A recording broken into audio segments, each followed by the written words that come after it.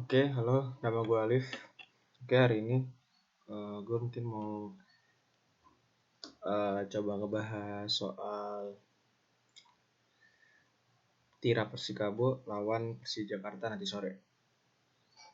Oke, mungkin gue di sini lebih menganalisis, mencoba memberikan pendapat gue soal tim Persija Jakarta karena gue emang udah dari dulu sering nontonin gimana Persija berlaga. Terus ya gue belajar dan nyoba untuk masih prediksi gue untuk pertandingan sore hari ini. Persija Jakarta sebelum ini kalah 3-1 dari Newcastle Jets di preliminary qualification round 2 Liga Champions Asia.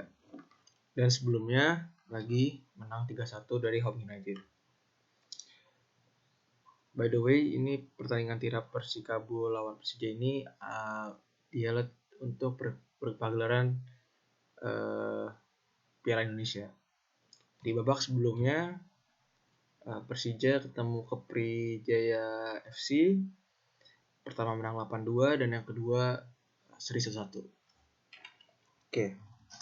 Persija Jakarta itu sekarang yang dilatih oleh Coach Ivan Kolev akhir-akhir ini dan selama kepelatihan dia cenderung lebih menggunakan formasi 4-2-1-3 dengan satu attacking midfield dan dua di belakangnya central midfield.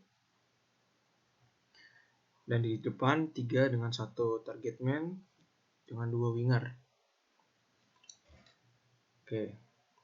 Ini jelas berbeda dengan musim lalu yang lebih cenderung menggunakan formasi 4-1-2-3 atau 4-3-3. Musim ini dengan formasi 4-2-1-3 oleh Coach Ivan Kolev ini lebih sangat mengandalkan suplai bola dari attacking midfield menuju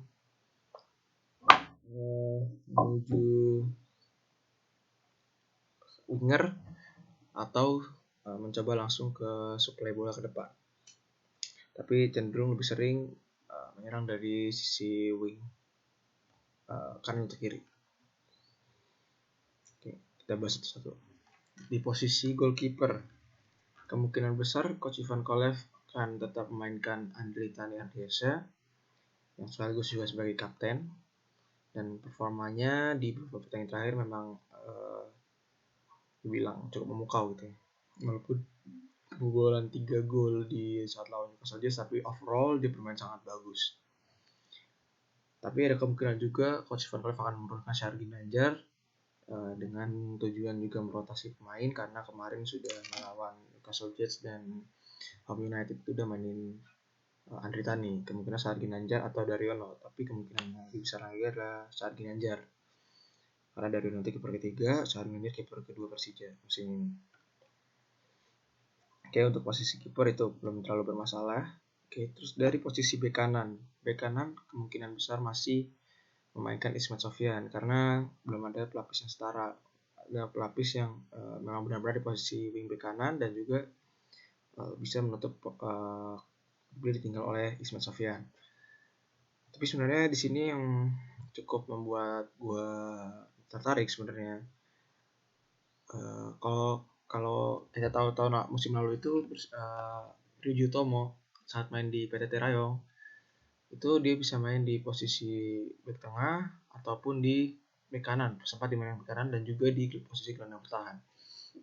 Sebenarnya juga cukup patut ditunggu apakah Coach Ivan Kolev berani untuk memainkan Ryuji Utomo di posisi bek kanan.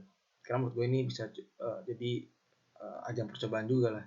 Karena leg pertama bermain di stadion Tira Persikabo dan nanti leg kedua akan bermain di Stadion Patriot sebagai home Persija. Menurut gue ini bisa patut dicoba dan juga sekaligus mencari alternatif lain apabila nantinya Ismet Sofyan ini nggak bisa main gitu di Liga 1. Oke, lanjut ke posisi bek tengah. Nah, di posisi bek tengah ini Persija itu kemungkinan akan menurunkan Vinicius Vinicius Lopez karena udah 2 laga lalu gak main karena belum dapat ITC. Nah, kemungkinan diturunin di pertandingan kali ini gitu sebagai bek asing. Sekaligus juga memanfaatkan kotak main asing ada gitu. Oke, Neguete bisa diduetkan dengan Ryuji Utomo atau diduetkan dengan Maman Abdurrahman. Atau kemungkinan lainnya juga bisa menduetkan kembali Maman dengan Ryuji. Tapi kemungkinan besar menurut saya Neguete akan kembali diduetkan dengan Maman. Kenapa? Menurut gue akan lebih diduetkan dengan Maman karena gue sebenarnya belum tahu nih Neguete itu tipe mainnya tuh kayak apa gitu. Kalau gue kemarin ngeliat lawan Home United dan Newcastle Jets, Persija mainin Maman sama Ryuji. Maman ini dia tipe pemain yang dia lebih agresif untuk langsung merebut bola dari lawan gitu. Jadi dia itu tipenya memarking ke orang dan juga dia agresif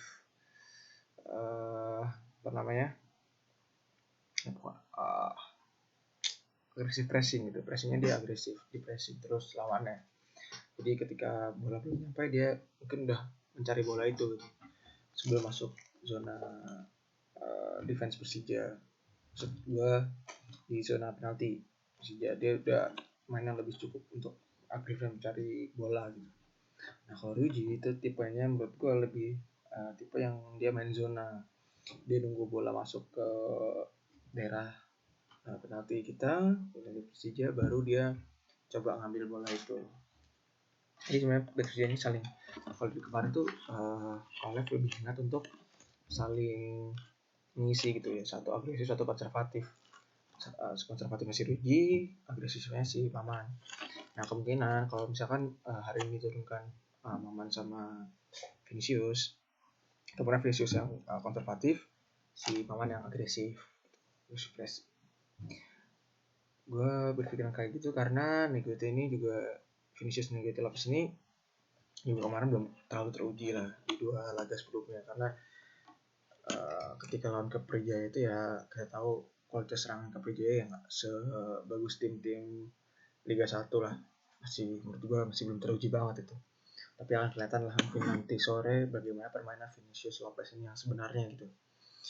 Dan menurut gue ya bisa lah, semoga dia bisa membuktikan ke orang-orang bahwa apa yang diomongin orang-orang selama itu salah gitu. Nah ya tambah ini banyak orang yang masih menganggap dia ya harganya memang murah gitu. Bahkan kalau harga pasaran cuma nggak mahal banget lah, 1.000 euro kalau salah, gue lupa ya, pokoknya nggak terlalu mahal lah, sekitar kisaran 1 miliar, gue lupa lah, kayak nggak terlalu mahal. Nah orang banyak yang cukup meragukan kualitas dia gitu. Oke, posisi bek tengah udah.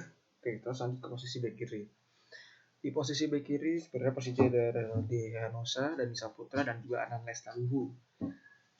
Kemungkinan gue nggak tahu sebenarnya apakah Renaldi Hanosa nanti udah bisa main atau enggak, tapi kemungkinan besar yang masih dipasang itu Dani Saputra apabila Renaldi Hanosa masih cedera.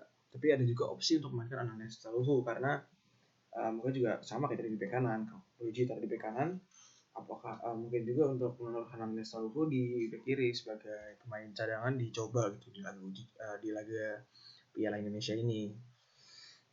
Karena ya menurut gue butuh lah jam terbang untuk Anang Lestaluhu yang punya masih muda, butuh jam terbang gitu. Tuh dimainkan di pertandingan seperti ini, butuh kepercayaan dari pelatih Kolev. Oke, lanjut ke posisi tengah. 2 central midfield yang masih kemungkinan besar akan dimainkan tuh ya mungkin duet Ramdhani dengan Jahongir.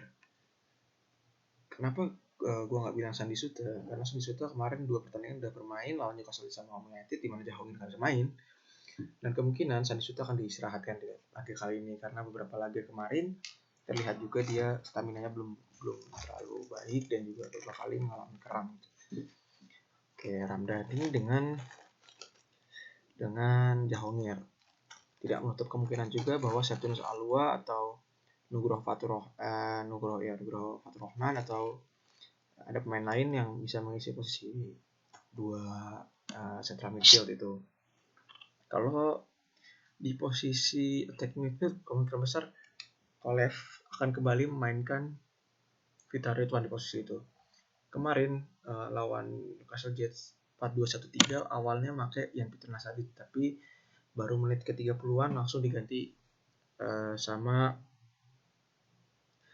kalau nggak salah langsung diganti sama Tony Sucipto, karena memang dan mendorong Ramdhani ditaruh di posisi tersebut. Tapi kemungkinan kali ini kembali Fitra Ridwan. Menurut gua Fitra Ridwan bisa mengisi posisi itu. Oke, untuk posisi 3 terdepan kemungkinan besar masih diisi sama Rico Simanjuntak. Terus di penyerang kiri itu ada Bruno Matos, dan kemungkinan di posisi striker center itu kemarin kadang-kadang mungkin karena Marco Simic ini nggak bisa main, Marco Simic masih ketahan di Australia karena ada kasus yang menjerat dia, kemungkinan besar dimainkan BP yang Pamungkas. Tapi menurut gue sebenarnya gue punya pemikiran lain di mana menurut gue Persija juga perlu untuk mencoba memainkan Bruno Matos di posisi penyerang murni, penyerang tengah, dengan memasang Novi Setiawan di posisi wing kiri. Karena sebelumnya ini di saat main di PKNS dia ini multi posisi gitu, bisa main di banyak posisi si Bruno Matos, dan terlihat juga skillnya dia itu apa yang sudah dipertunjukkan ketika melawan Kepri FC itu dia mempunyai skill yang tinggi dan juga punya finishing yang bagus. Karena menurut gua dia bisa main di posisi menggantikan Marco Simic tapi dengan strategi yang mungkin berbeda. Oke, sekarang kita bahas strategi. Jadi gue udah ngomong strategi, jadi gini. Persija itu terbiasa bermain apabila dengan formasi yang biasa-biasanya dan menggunakan Ismet yang di kanan, dengan formasi back kanan itu Ismet, back kirinya itu Dani Saputra, terus wing kanannya itu Rico, wing kirinya itu di siapapun itu. Biasanya gini, Persija itu pergerakan mainnya lebih memfokuskan ke posisi sayap, dimana ketika menyerang posisi sayap Persija itu lebih sering untuk langsung melebar. Terus kadang Ismet itu udah siap untuk maju juga membantu serangan, dan Sabtu juga siap maju, dan biasanya wing kiri juga sudah siap maju. Biasanya bola itu dikasih ke pemain yang ada di sektor winger, pemain tengah Persija. Nah, nanti kreasi dari pemain winger ini untuk memberikan ke tengah, memberikan umpan ke tengah. Biasanya itu yang dilakukan Rico Simanjuntak ya dari sektor kanan. Nah, tapi ada risiko juga, karena terkadang Rico dengan Ismet ini kan biasanya kombinasi ya berdua. Ismet berikan bola ke Rico. Nah, ketika bola diberikan ke Rico itu kadang ya nggak selalu Ismet punya pas komplitnya itu bagus gitu, nggak selamanya 100%. Dan justru ini bisa jadi bumerang itu untuk Persija, karena beberapa kali ketika kemarin lawan Newcastle Jets itu salah dan gagal masih ke Rico, kerebut lawan, dan itu berhasil di counter gitu. Ya beruntung backnya sih siap dan Anderton juga masih siap, tapi beberapa kali itu membuat bahaya karena Ismet ya kita nggak bisa pungkiri dengan usia yang udah cukup tua, sudah 38 tahun, fisiknya sudah mulai menurun. Ketika dia harus mengambil situasi itu, dia belum tentu bisa langsung mengajar pemain yang apabila pemain itu punya kecepatan yang tinggi. Dan setahu gue pemain Tira Persikabo juga sayap-sayapnya itu lincah dan juga punya kecepatan dan sangat cepat itu, dan ini bisa berbahaya kalau bermain seperti itu, karena itu terlalu berisiko. Oke, terus nah ini sebenarnya yang pengen gue lebih bahas lagi sih. Rico ini pemain di sektor kanan, tapi terkadang dia agak ke tengah untuk menjemput bola lalu bawa ke kanan lagi, atau dia mencoba mencari ruang lah, atau dia juga bisa switch sama wing kirinya, ditukar gitu, dia kiri tutup kiri, wing kirinya main di kanan. Sempat juga seperti itu. Nah, tapi menurut gue tuh yang kurang juga nih ya, karena Persija ini, Persija ini sering mereka menggunakan wing, tapi ketika wing ini sedang dalam posisi agak sulit untuk melewati lawan, itu pemain yang coba membantu winger ini untuk berkreasi itu cukup minim. Padahal seperti biasanya tuh Marco Simic sudah di tengah, banyak pemain sudah cukup mengambil ke kotak penalti, tapi tidak ada yang mendekati ke wing Persija ini, ke Rico gitu misalnya. Itu masih jarang tuh, mungkin kadang-kadang ada, tapi kadang itu butuh juga untuk orang yang bisa membantu. Terkadang yang membantu itu Ismet atau ya gelandang tengah. Tapi kalau Ismet membantu, kalau Ismet yang membantu nih, contoh wingback kanan maju untuk membantu Rico, ketika ada kesalahan di situ, kegagalan, counter bisa sangat cepat ya. Dengan melihat kondisi back kanan Persija ini, tidak ada back kanan Persija yang mempunyai kecepatan yang tinggi. Kalau tadi gue bilang Ismet atau Ryuji, tidak terlalu, bukan murni.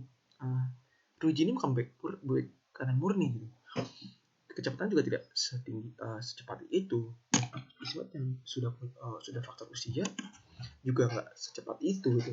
Dan itu bisa resiko di counter, berbahaya. Apalagi kalau misalkan nanti lawan itu bermain zona, numpuk main di tengah ke belakang. Persija ini kreasinya harus benar-benar sulit itu, karena beberapa kali Persija itu akhirnya bermain long ball, mau bermain kaki tapi lebih sering terpotong karena kesalahan sendiri, terus mau ngasih ke sayap kadang-kadang sudah terbaca gitu. Menurut gue Persija ini butuh butuh kesabaran gitu, maksudnya kesabaran dan bantu teman yang sedang memegang bola. Karena Rico, Novri atau siapapun itu disupport gitu. Jangan hanya mengandalkan skill individu satu pemain. Menurut gue Persija akan lebih cocok jika bisa bermain kolektif gitu, bisa bermain kaki ke kaki, santai, ya lebih enak juga gitu.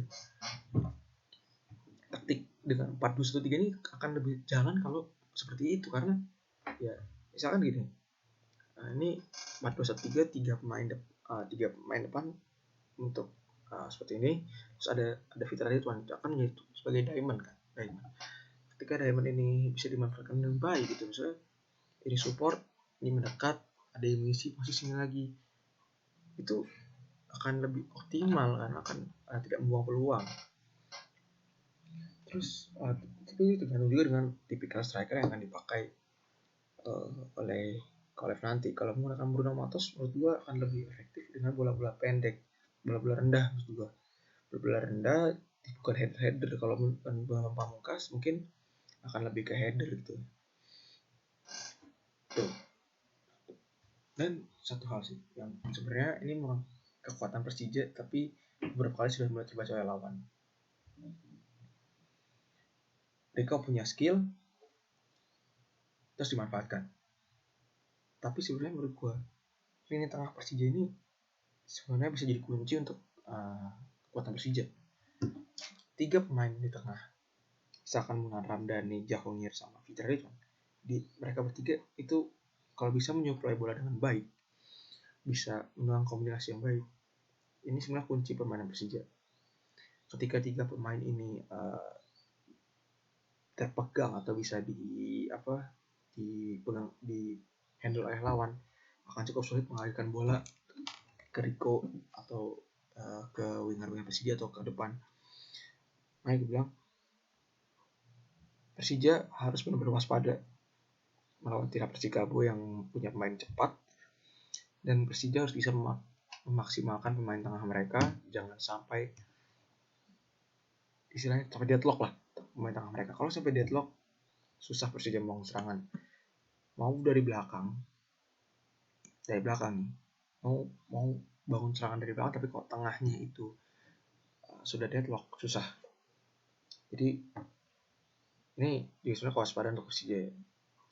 Ini tengah mereka harus seminimal mungkin mengurangi kehilangan bola yang tidak penting, tidak jelas. Karena saling passing masih sering kali terjadi di Persija. Oke, terakhir gue prediksi pertandingan di sore hari ini akan berjalan alot, akan berjalan sangat-sangat cukup alot lah, sangat-sangat seru. Karena kedua tim itu punya komposisi yang baru, dan gue rasa Tira Persikabo juga nggak mau kalah kan, sama-sama ngotot antara mainnya. Versi akhir gue 1-2 untuk Persija. 1-2 untuk Persija, dan dengan syarat Persija bisa menguasai lini tengah. Gak perlu possession, gak perlu banyak possession, yang penting lini tengah kita kuat. Lini tengah Persija kuat, bisa supply bola dengan baik untuk Rico atau untuk winger siapapun itu, atau untuk depan langsung, Persija bisa menang. Dan jangan terlalu mengandalkan Rico terus-terusan, karena lama-kelamaan bisa saja Rico akan tidak sedang tetap perform, ataupun pergerakan Rico sudah terbaca oleh lawan. Menurut gue gitu. Oke, terima kasih. Selamat pagi.